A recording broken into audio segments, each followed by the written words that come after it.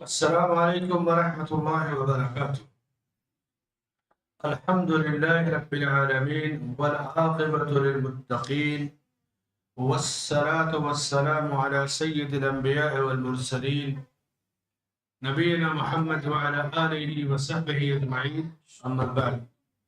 یقول الامام شیخ الاسلام محمد بن عبد الوهاب رحمہ اللہ فی کتاب التوحید الباب السابع عشر باب الشفاعة، وقول الله عز وجل وأنذر به الذين يخافون أن يحشروا إلى ربهم ليس لهم من دونه ولي ولا شفيع، وقوله قل لله الشفاعة جميعا، وقوله من ذا الذي يشفع عنده إلا بإذنه، وقوله كم من ملك في السماوات لا تغني شفاعتهم شيئا إلا من بعد أن يأذن الله لمن يشاء ويرضى، وقوله قل ادعوا الذين زعمتم من دون الله لا يملكون مثقال ذرة في السماوات ولا في الأرض، قال أبو العباس نفى الله عما سواه كل ما يتعلق به المشركون، فنفى أن يكون لغيره ملك أو قسط منه أو يكون عونا لله، ولم يبق إلا الشفاعة، وبين أنها لا تنفع إلا لمن أذن له الرب، كما قال تعالى ولا يشفعون إلا لمن ارتضى۔ کتاب التوحید کا 17واں باب ہے، جس کا عنوان ہے، جو چیپٹر ہے، شفاعت کا بیان۔ اللہ کے فضل اور اس کی توفیق سے آج 16 اگست 2025 شفاعت پر گفتگو ہو رہی۔ مصنف رحمۃ اللہ علیہ نے مختلف آیتوں اور حدیثوں سے اس موضوع کو واضح کیا ہے۔ شفاعت کی گفتگو 2 حصوں پر مشتمل ہوگی۔ پہلے حصے میں شفاعت، اس کا معنی، اس کی قسمیں سمجھائی جائیں گی، اور دوسرے حصے میں آیات اور حدیث جو شیخ نے ذکر کیا اس کی تشریح۔ شفاعت کس کو کہتے ہیں؟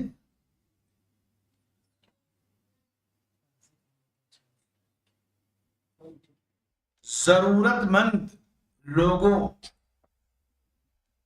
کی ضرورتیں پوری کرنے میں آگے بڑھنا، مدد کرنا، یا واسطہ یا وسیلہ بننا، اسی کو شفاعت کہتے ہیں۔ شفاعت اور سفارش دونوں ایک ہی چیز ہے۔ کوئی محتاج ہے، ضرورت مند ہے، تنہا اپنا کوئی کام نہیں کر پا رہا ہے، کسی سے کہا جائے میرا سپورٹ کر دو۔ اچھا، سپورٹ کی کئی قسمیں ہیں۔ آدمی اپنے تعلقات کا استعمال کر لیتا ہے، نام کا استعمال کر لیتا ہے، بہت ساری صورتیں ہیں۔ شفاعت کو شفاعت اسی لیے کہتے ہیں، 2 چیز ہے، ایک جفت اور ایک طاق۔ وطر طاق کو کہتے ہیں، اور شفع جفت کو کہتے ہیں۔ والفجر وليال عشر والشفع والوتر۔ جب آدمی تنہا ہوتا ہے تو وہ طاق ہوتا، اکیلا ہوتا ہے۔ اب وہ کسی سے مدد لے لیا، کسی کا سورس، کسی کا تعاون لے لیا، 2 آدمی ہو گئے، وہ طاق ختم کر کے جفت ہو گیا، تو اسی سے شفاعت ہے۔ شفاعت اسی وقت آدمی پاتا ہے جب وہ طاق سے جفت ہو جاتا ہے۔ تنہا تھا، اب اس کے ساتھ کوئی ایک آدمی اور ہو گیا، دوسرے ہو گئے، تیسرے ہو گئے۔ اسی لیے اسی کو شافع کہتے ہیں، شفاعت کرنے والا۔ اللہ تعالیٰ نے قرآن کریم میں فرمایا کہ من یشفع شفاعۃ حسنہ یکن لہ نصیب منہا ومن یشفع شفاعۃ سیئۃ یکن لہ کفل منہا۔ شفاعت 2 طرح کی ہوتی ہے۔ ایک اچھی شفاعت اور سفارش ایک ہی چیز میں، اچھے کام کے لیے آپ نے شفاعت کی یا سفارش کی، کسی کا ایڈمیشن ہو گیا، کسی کا رشتہ طے ہو گیا، کسی کو جاب مل گئی، کسی پر کوئی ظالم مسلط تنگ کر رہا ہے تو وہ ہٹ گیا، دور ہو گیا، تو یہ بہترین شفاعت ہے۔ اللہ نے ایسے لوگوں کے بارے میں فرمایا کہ جو اچھی شفاعت یا سفارش کرتا ہے تو اس کو اس کے برابر اجر ملتا ہے. کسی اچھے کام کی شفاعت آپ نے کر دیا اور آپ اس کا کام ہو گیا تو جتنی نیکیاں وہ زندگی بھر کرے گا نا آپ کی شفاعت یا سفارش کے راستے سے, اتنی نیکیاں آپ کو بھی ملیں گی. شفاعت اچھی چیز ہوتی ہے. کسی نے کسی برے کام کی شفاعت کیا, سفارش کیا تو اتنا ہی اس کو گناہ بھی ملے گا. شفاعت کے بارے میں اللہ کے نبی صلی اللہ علیہ وسلم فرماتے ہیں اشفعوا تؤجروا, تم شفاعت کیا کر, سفارش کرو, اس کا تمہیں اجر ملے گا. بعض جگہوں پہ شفاعت کرنا حرام ہے. کہاں پر حرام ہے؟ جیسے کوئی آدمی چوری کیا, بدکاری کیا, اسلامی نظام حکومت ہے اور اس کا ہاتھ کاٹنا ہے, گردن کاٹنا ہے, جرم ثابت ہے, سب ہے, اور آدمی وہاں آ کر کہے کہ بھائی اس کی جان بچا لی جائے, اس پر سزا نہ نافذ ہو, تو ایسی سفارش یا شفاعت کرنا بھی حرام ہے, قبول کرنا بھی حرام ہے. کیوں؟ وہ اللہ کے قانون کو چیلنج کرتا ہے, اللہ کی حدود کو توڑتا ہے. اچھی جگہوں پہ شفاعت اچھی چیز ہے. قبیلہ بنو مخزوم کی ایک عورت نے جب اللہ کے نبی صلی اللہ علیہ وسلم کے زمانے میں چوری کی تو چوری کی سزا ہاتھ کاٹنا ہے. سزا طے ہوئی تو لوگوں نے سوچا کہ اگر اس عورت کا ہاتھ کٹ جائے گا تو ناک کٹ جائے گی, ہمارے خاندان میں بڑی رسوائی ہو جائے گی, تو سوچے کہ اسے بچا لیا جائے. لیکن اللہ کے نبی صلی اللہ علیہ وسلم تک کون جائے شفاعت لے کر کے؟ اسامہ ابن زید آپ صلی اللہ علیہ وسلم کے زیر تربیت تھے, بہت قریبی تھے, غلام تھے, آپ کے خادم تھے. لوگوں نے انہیں سے کہا کہ جائیے ذرا سفارش کر دیجیے. تو اللہ کے نبی صلی اللہ علیہ وسلم نے جب ان کی بات سنی تو غصہ ہو گئے اور کہا کہ اتشفع فی حد من حدود اللہ, تم اللہ کی حد میں سفارش کر رہے ہو. سنو, یہ تو ایسا موڑ ہے, ایسی جگہ ہے کہ اگر اس جگہ میری بیٹی فاطمہ بھی ہوتی, اگر وہ بھی چوری کے الزام میں پکڑی جاتی تو اس کا بھی ہاتھ کاٹنے کا حکم دیتا. تو اللہ کی حدود میں سفارش یا شفاعت کرنا حرام ہے. قاضی, جج, حاکم کا اس پر غصہ کرنا جائز ہے. شفاعت حسنہ اور شفاعت سیئہ, یہی دو چیزیں, اچھی شفاعت اور بری شفاعت. بری کہاں ہے؟ اللہ کی حدود میں یا ناجائز شفاعت. اچھی جہاں آپ کی شفاعت سے کسی کو فائدہ پہنچے. مشرکین مکہ اپنے بتوں کے بارے میں کہتے کہ یہ ہمیں اللہ کے ہاں ہماری سفارش کریں گے. ہؤلاء شفعاؤنا عند اللہ, کہتے کہ یہ تو مخلوق ہے, ہمیں پتہ ہے, ان کے ہاتھ میں نفع نقصان پہنچانے کی طاقت بھی نہیں, یہ بھی ہم جانتے ہیں. سارا معاملہ اللہ کے ہاتھ میں, یہ بھی ہم جانتے ہیں. یہ مشرکین کا عقیدہ تھا. پھر کہتے کہ لیکن یہ بزرگ اللہ کے ہاں پہنچے ہوئے تھے, ہمارے بنسبت یہ بہت اعلیٰ لوگ تھے, تو ہم یہ چاہتے ہیں کہ یہ ہماری سفارش کر دیں, اس لیے ہم ان کے یہاں جانور ذبح کرتے ہیں, چاہوا چاہتے ہیں اور ان سے مدد مانگتے ہیں تاکہ یہ ہمیں اللہ سے قریب کر دیں. یہ اپنے بتوں کے بارے میں وہ عقیدہ رکھتے تھے. بت خود نہیں کچھ دیتا تھا.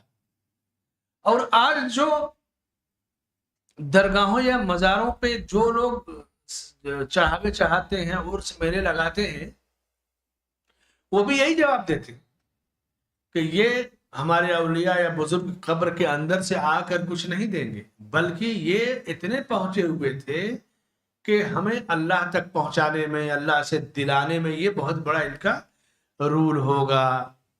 تو اللہ نے ایسے تمام لوگوں کے بارے میں فرمایا کہ وَيَعْبُدُونَ مِن دُونِ اللَّهِ, چونکہ شفاعت ایک عبادت ہے, جیسے دعا ایک عبادت ہے, اسی طرح شفاعت کرنا, شفاعت کی امید کرنا. شفاعت میں بندہ اللہ تعالیٰ ہی سے تو مانگتا ہے, تو ایک عبادت ہے, عبادت کی ایک قسم ہے.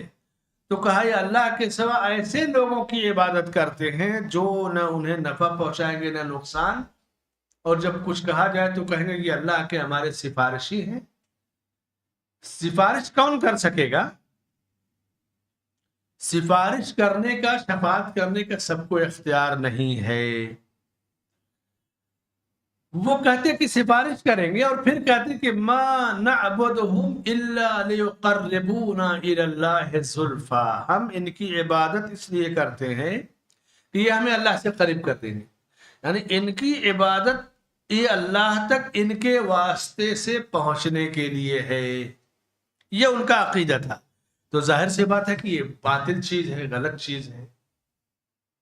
اب وہ ایک شبہہ لے آتے تھے، جیسا کہ آج کے قبر پرست لوگ کہیں گے نا کہ دیکھو جب کسی بادشاہ تک پہنچنا ہے تو وزیر کا وسیلہ چاہیے، چپراسی کا وسیلہ چاہیے، چھت پر چڑھنا ہے تو سیڑھی کا وسیلہ چاہیے، اسی طرح اللہ تک پہنچنا ہے تو ان بزرگوں کا واسطہ اور وسیلہ چاہیے۔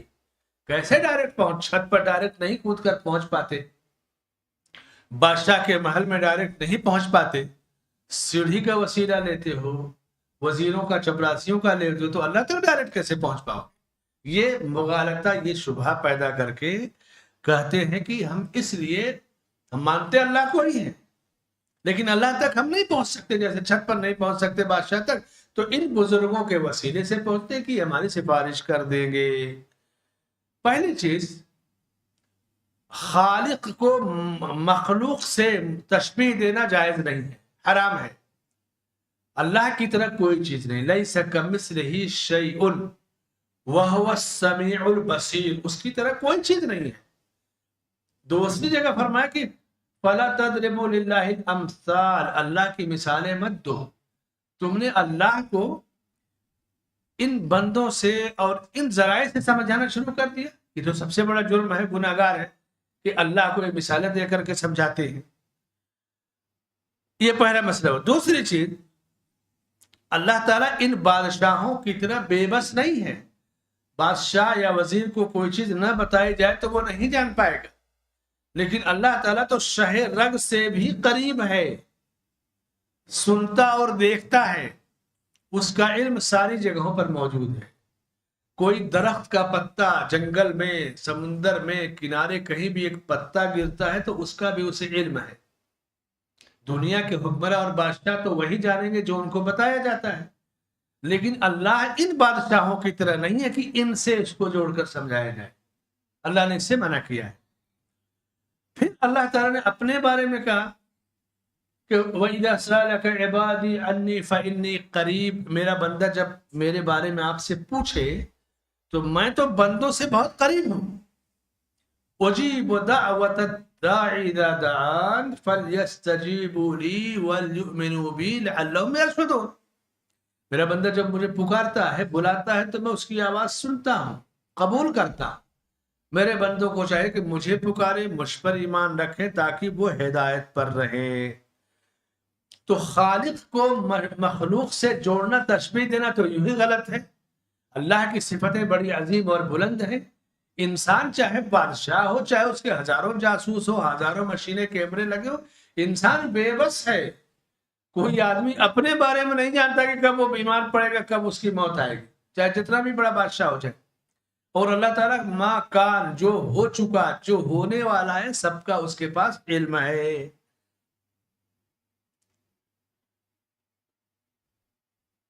اس لیے یہ دعویٰ کرنا کہ ہم گنہگار ہیں اور ان بزرگوں کے ذریعے اللہ تک پہنچنا چاہتے ہیں، یہ باطل اور فضول ہے۔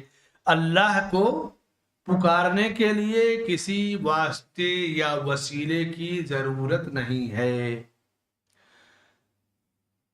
شفاعت کا جہاں تک معاملہ ہے، خالق کا معاملہ الگ ہے، مخلوق کا الگ ہے۔ ایک شفاعت ہے مثبت، جائز اور پیاری شفاعت، ایک ہے منفی شفاعت۔ اللہ رب العالمین سے کسی چیز کو مانگنا، یا اللہ نے جن چیزوں کا حکم دیا ان چیزوں کے واسطے یا وسیلے سے مانگنا، اعمال صالحہ کا وسیلہ، نیک اور صالح بزرگوں کی دعاؤں کا وسیلہ، جو چیزیں جائز ہیں وہ درست ہے. لیکن جو آدمی مر چکا ہے، چاہے جتنا بڑا بزرگ ہو، اس کی قبر پر جا کر کے یا اس کی مورتی بنا کر کے یہ امید کرنا کہ یہ یا ان کی آتما یا روح ہمیں اللہ سے قریب کر دے گی، یہ باطل اور ناجائز چیز ہے. جو شفاعت جائز ہے، ایک تو ناجائز شفاعت جو غیر اللہ سے طلب کی جاتی ہے وہ ناجائز اور حرام ہے. جائز جو شفاعت ہے اس کی دو صورت ہے. پہلی صورت، شفاعت میں دو چیزوں کا ہونا ضروری ہے. نمبر ایک، وہ صرف اللہ سے مانگے بندہ، چاہے اپنی نیکیوں کا واسطہ یا وسیلہ دے، چاہے کسی نیک اور صالح جو زندہ ہے اس کی دعاؤں کا وسیلہ دے، لیکن صرف اللہ سے اس کا تعلق جوڑے، کسی مردے کا وسیلہ نہیں چاہیے. اور دوسری چیز، اگر کسی شخصیت یا انسان کی شفاعت کی امید کرتا ہے تو وہ شفاعت کرنے والا اللہ کی طرف سے اس کو شفاعت کی اتھارٹی ملی ہو کہ آپ شفاعت کرو. یہ اتھارٹی کس کو اللہ نے دی؟ اللہ نے اپنے نبی صلی اللہ علیہ وسلم کو اتھارٹی دی ہے، اور کسی کے بارے میں اس کا ذکر نہیں آتا ہے. اللہ نے فرمایا کہ من ذا الذی یشفع عندہ، اس کے پاس کون ہے، یعنی کوئی نہیں ہے جو اس کی اجازت کے بغیر شفاعت کر سکے. وَكَم مِّن مَلَكٍ فِي السَّمَاوَاتِ لَا تُغْنِ شَفَاعَتُهُمْ شَيْئًا إِلَّا مِن بَعْدِ أَن يَأْذَنَ اللَّهُ. آسمان میں بہت سارے فرشتے ہیں کہ اللہ کی اجازت کے بغیر ان کی بھی شفاعت قبول نہیں. تو شفاعت ایک تو منفی شفاعت، ناجائز شفاعت جو غیر اللہ سے کی جائے. اللہ سے جو شفاعت طلب کی جاتی ہے اس کی دو صورت، کی صرف اللہ سے طلب کی جائے، اور دوسری صورت کی جس سے کے ذریعے شفاعت طلب کی جائے اس کو اللہ کی طرف سے اجازت اور اتھارٹی ملی ہو. یہ شفاعت سمجھ گئے آپ؟ شفاعت کا معنی، مفہوم، جائز ناجائز شفاعت. اب جائز شفاعت جو ہے اس کی 6 قسمیں ہیں. نمبر 1، یعنی جو شفاعت سنت سے، کتاب سے ثابت ہے.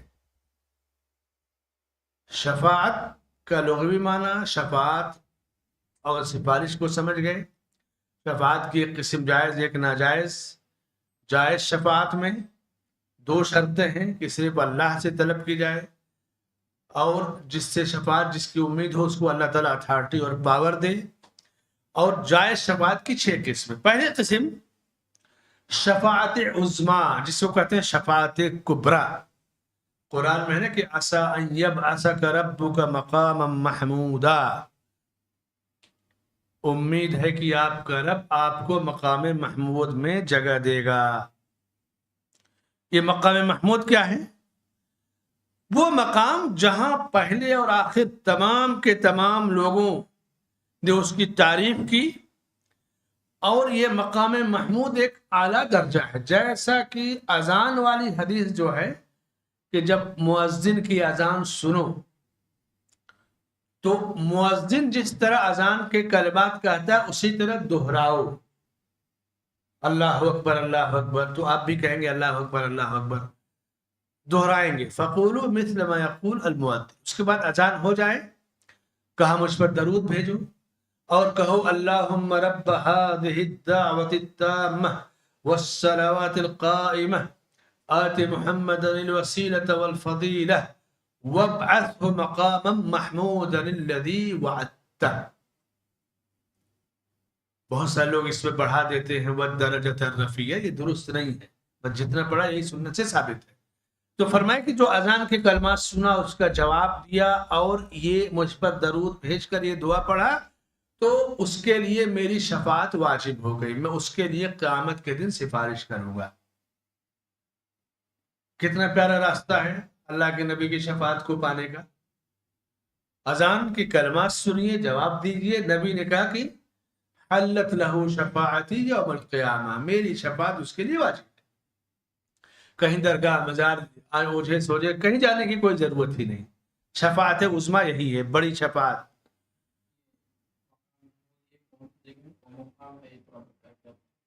مقام محمود جس کے بارے میں اللہ نے فرمایا کہ عسیٰ ربک عسیٰ ان یبعثک ربک مقاما محمودا، ایک مقام ہے، ایک درجہ ہے جس پر اللہ اپنے نبی کو فائز کرے گا، جس میں پہلے اور بعد سارے لوگوں نے اس جگہ کی تعریف کی ہے، اور اللہ کے رسول صلی اللہ علیہ وسلم کو درجہ دیا جائے گا۔ وہی جو شفاعت عظمیٰ اور کبریٰ کا جو حق ہے وہی ہے مقام محمود۔ اولین اور آخرین سارے لوگ اس جگہ کا ذکر خیر کرتے ہیں، تعریف کرتے ہیں، اور اس میں کسی کا اختلاف نہیں ہے۔ اولین یعنی نبی سے پہلے کے انبیاء اور رسول، اور نبی کے بعد آنے والے لوگ جو نیک سارے لوگ ہیں، سب اس جگہ کو اس کی تعریف کرتے ہیں کہ یہ اعلیٰ اور اونچا مقام ہے۔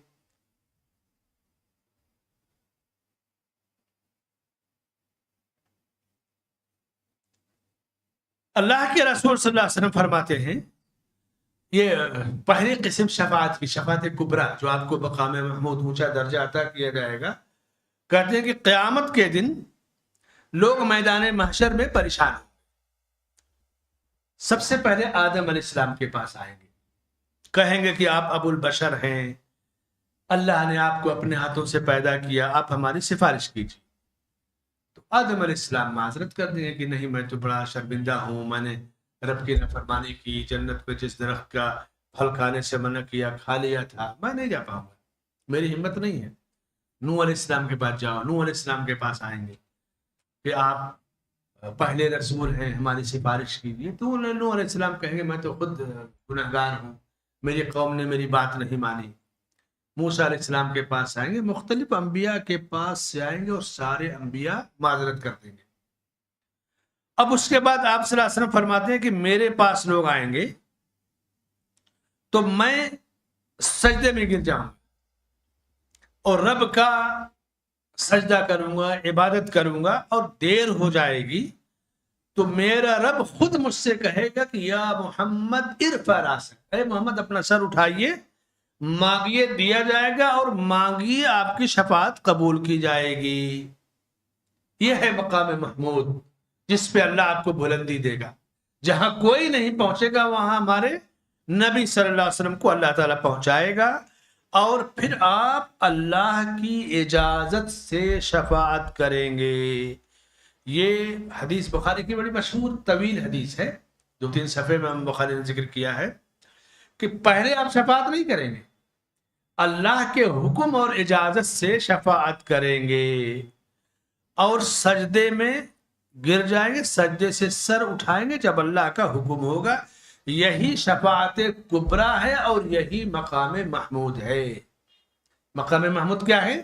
شفاعت کا وہی درجہ جس پہ اللہ آپ کو فائز کرے گا، جو ہے کہ یہ ہے آپ کا درجہ، عسیٰ ان یبعثک ربک مقاما محمودا۔ اس کے بعد پھر کیا ہوگا؟ آپ صلی اللہ علیہ وسلم اپنی امت کے گنہگاروں کے لیے شفاعت کریں گے۔ تو یہ شفاعت عظمیٰ اور کبریٰ کس کو دی جائے گی؟ اللہ کے نبی کو۔ کوئی دوسرا یہ جرات نہیں کر سکے، انبیاء بھی نہیں کر سکے۔ آدم علیہ السلام، نوح علیہ السلام، موسیٰ علیہ السلام سب معذرت کر دیں گے۔ اس مقام پہ کس کو اللہ فائز کرے گا؟ اپنے نبی کو، اور ڈائریکٹ نہیں، سجدہ ریز ہو جائیں گے، سجدے سے سر اٹھانے کا حکم اللہ تعالیٰ دے گا۔ جب اٹھا لیں گے سجدے سے سر، اور یعنی کہا جائے گا ارفع راسک، سجدے سے سر اٹھائیے، مانگیے دیا جائے گا، اور شفاعت کیجیے، شفاعت قبول کی جائے گی۔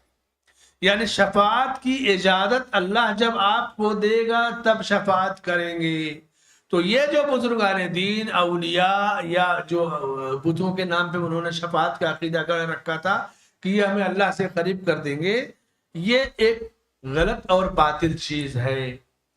انبیاء اس مقام پر نہیں پہنچ پائیں گے، اللہ کے نبی صلی اللہ علیہ وسلم پہنچیں گے، مگر کب؟ جب اللہ آپ کو وہاں پہنچائے گا، اجازت دے گا۔ تو جیسے کہتے ہیں نا کہ پیر ہے تو تم فکر مت کرو، پیر تمہیں جنت میں لے جائے گا، پیر قبر میں آ جائے گا، تمہارے کوئی ٹینشن کی ضرورت نہیں، جب بس پیر کو مان لو پیر سارا کام کر دے گا۔ یہ فضول چیزیں ہیں۔ اللہ جب کسی کو اجازت دے گا شفاعت کا، وہی شفاعت کرے گا، اور اجازت کس کو ملے گی؟ نبی صلی اللہ علیہ وسلم. یہ شفاعت کی پہلی قسم ہے جس کو کہتے ہیں شفاعت عظما، شفاعت کبرا اس کا نام ہے، اور یہ صرف نبی کو عطا کی جائے. شفاعت کی دوسری جو صورت ہے، اپنی امت کے ان لوگوں کے لیے آپ شفاعت کریں گے جو جنت کے مستحق ہوں گے لیکن ابھی جنت میں داخلہ نہیں ہو پائے گا، تو اللہ سے کہیں گے میرے رب ان کو جنت میں داخل کر دیا جائے. جنتیوں کو جنت میں داخل کیے جانے کی شفاعت، یہ دوسری قسم ہے. کوئی آدمی اپنے عمل سے جنت میں نہیں جائے گا، اللہ کی رحمت کو پانے کے لیے نبی کی شفاعت. اور تیسری جو قسم ہے شفاعت کی، یہ دو قسمیں ہیں، شفاعت عظما نمبر 2 جنتیوں کو جنت میں داخل ہونے کی شفاعت. تیسری صورت جنتی جنت میں داخل ہو جائیں گے. تو جنت میں درجے ہیں، جنت ساری ایک نہیں ہے. آپ دنیا میں سفر کرتے ایک ٹرین میں، چالو ہے، سلیپر ہے، تھرڈ اے سی ہے، سیکنڈ اے سی ہے، فرسٹ اے سی ہے، درجے ہیں. جہازوں میں درجے ہیں، ہوٹلوں کی قسم ہے، دیکھیے جنرل ہوٹل ہے، 3 اسٹار، 5 اسٹار، 7 اسٹار. تو یہ درجات ہیں، یعنی کوالٹی ہے. تو جنت ہے، بہت بڑی نعمت ہے. اس میں اللہ نے جنت میں درجے بلند کیے، سب سے اعلیٰ درجہ فردوس کا ہے. تو جنتی جنت میں داخل کر دیے جائیں گے تو اللہ کے نبی صلی اللہ علیہ وسلم جنتیوں کے درجات کی بلندی کے لیے شفاعت کریں گے کہ میری امت کے لوگوں کے درجات بلند کر دیے جائیں. یہ تیسری قسم شفاعت کی ہوگی. چوتھی قسم شفاعت کی، اللہ کے نبی صلی اللہ علیہ وسلم کے اوپر آپ کے چچا ابو طالب کا بڑا احسان، آپ کی پرورش کیا انہوں نے، آڑے ہاتھوں میں کھڑے ہو جاتے تھے، کام آتے تھے. تو اللہ کی بارگاہ میں آپ اپنے چچا ابو طالب کے لیے شفاعت کریں گے، کیونکہ مصیبتوں میں ابو طالب صبر جو ہے کھڑے ہو جاتے تھے. کفار مکہ جب ستاتے تھے تو ان کا جواب دیتے تھے، آپ کی مدد کرتے تھے. آپ نے بڑی کوشش کیا کہ یہ اسلام لے آئیں، یہاں تک کہ وفات کے وقت آپ آئے اور کہا یا عم قل لا الہ الا اللہ، چچا ایک بار آپ لا الہ الا اللہ کہہ دیجئے، ایک جملہ کہہ دیجئے، میں اللہ کے ہاں آپ کے لیے حجت بن جاؤں گا کہ میرے رب یہ تو اسلام میں داخل ہو گئے. لیکن بری صحبت، برے ساتھیوں کا اثر، آخری وقت میں تھے امیہ بن خلف اور بڑے بڑے جو مشرکین تھے ان کے دوست بیٹھے ہوئے تھے ساتھ میں. ایک طرف اللہ کے نبی صلی اللہ علیہ وسلم انہیں کلمے کی تلقین کر رہے ہیں، تو ان لوگوں کی طرف بھی ابو طالب نے دیکھا تو انہوں نے آر دلایا. ناک کہتے نا اونچی رکھنا، عرب کے اندر یہ چیز پہلے بھی تھی، اور عرب جو ہے اس معاملے میں قبیلے اور خاندان کے معاملے میں بڑے غیور رہا کرتے تھے. اسلام نے ان چیزوں کو ختم کیا نا، جاہلی غیرت کو اسلام نے ختم کیا. ارے عربوں کے اس میں تاریخ میں تو یہ آتا ہے کہ جس اونٹ پر عرب کی عورتیں سواری کر لیتی تھی اس کو بیچتے نہیں تھے، اس کو ذبح کر دیتے تھے. اتنی غیرت تھی کہ ہماری اونٹنی جہاں ہماری فیملی بیٹھی، عورتیں بیٹھی ہیں، اس پر دوسرا سوار ہوگا، ذبح کر دیتے، گوشت تقسیم کر دیتے تھے، سواری کے لیے نہیں بیچتے تھے. عربوں کی غیرت کی بڑی بڑی مثالیں آپ کو ملے گی. لیکن جاہلی غیرت، وہ غیرت جو آپ کو اسلام سے محروم کر دے، وہ بڑی خطرناک ہے. ابو طالب نے دیکھا اپنے دوستوں کی طرف تو انہوں نے ایک کہا ترغب عن دین عبد المطلب، ارے مرتے مرتے باپ دادا کا دین چھوڑ دو گے؟ اور ادھر اللہ کے رسول صلی اللہ علیہ وسلم دعوت دے رہے ہیں. اور نتیجہ کیا ہوا کہ ان کے جو برے دوست تھے وہ ان پر غالب آ گئے اور کفر پر ابو طالب کی موت ہوئی.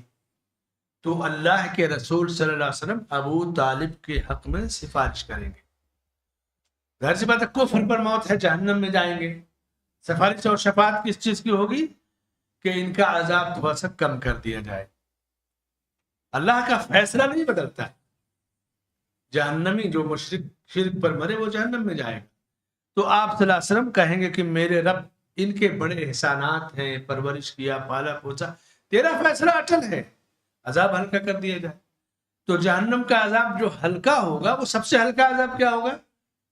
ان کے پیروں میں آگ کی جوتی اور سر میں آگ کی ٹوپی پہنا دی جائے گی، اور وہ جہنم کے بیچوں بیچ میں ہوں گے، تو ان کو جہنم سے نکال کر کے ایسی جگہ جہاں آگ کم ہو، جیسے سمندر یا ندی میں گہرائی ہے، ایک جگہ پتھر ہے، چٹان ہے، تو ہلکی چھچلی جگہ جہاں آگ کم ہوگی وہاں کر دیا جائے گا۔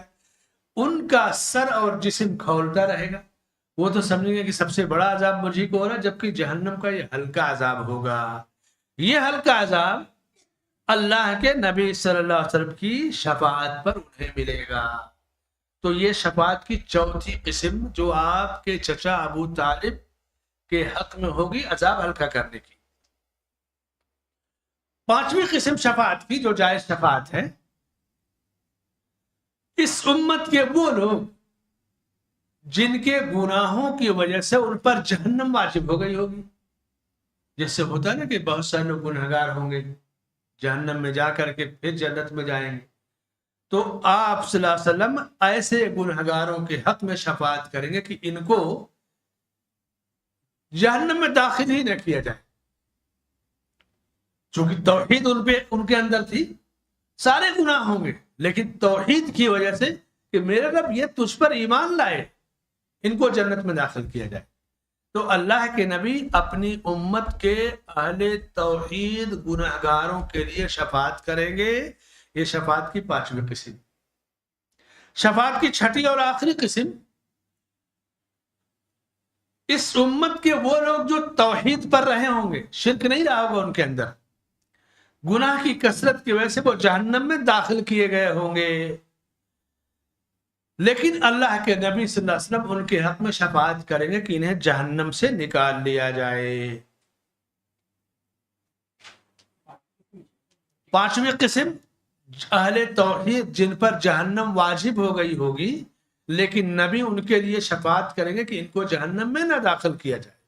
اور چھٹی قسم کی، اہل توحید جو جہنم میں داخل کر دیے گئے ہوں گے ان کو جہنم سے نکالنے کے لیے شفاعت کی جائے گی۔ تو یہ 6 قسمیں شفاعت کی ہے جو جائز شفاعت ہے۔ اب ان 6 قسموں کو میں نے آج کیا بتایا، شفاعت کی تعریف، شفاعت مثبت اور منفی، مثبت شفاعت کی قسمیں، اور پھر جو جائز شفاعت کی 6 قسمیں۔ اتنا آج کا سبق، اس کو یاد کر لیجیے، اگلے ہفتہ اس کو ریپیٹ کیا جائے گا، چونکہ موضوع بڑا آیت اور حدیثیں بھی باقی ہیں، سب اکٹھا پڑھاؤں گا تو آدھی باتیں آپ کے دماغ سے نکل جائیں گی۔ تو یہ پوائنٹ کے ساتھ آپ ان کو یاد کر کے آئیے گا، آپ مجھے سوال بھیجیے گا، شفاعت کی ساری قسموں کے ساتھ لوگ یاد کر کے آئیں گے۔ چونکہ ان قسموں کو پڑھ لینے یاد کرنے کے بعد یہ جو آلتو پھالتو شفاعت ہے، سفارشی ہے نا، درگاہوں کی، قبروں کی، بتوں کی، اولیاء کی، یہ سب آٹومیٹک ختم ہو جائیں گے، ساری چیزیں جڑ سے اکھڑ جائیں گی۔ میں سمجھتا ہوں کہ یہ آدھا سے کم ہی درس ہوا ہے، اس کو اگلے ہفتہ مکمل کریں۔ آیتوں کی تشریح، اب آپ کچھ یاد کر کے آئیں گے، اس کے بعد پھر آپ کے دماغ اور جتنا آپ پڑھیں اسی حساب سے آگے کی باتیں اور زیادہ سمجھ میں آئیں گی۔ تو اسی پر آج کی گفتگو ختم کر دیتے ہیں۔ جزاک اللہ خیر، وصلی اللہ علی نبینا محمد وعلی آلہ وصحبہ اجمعین۔ 10 منٹ بریک لے لیجیے۔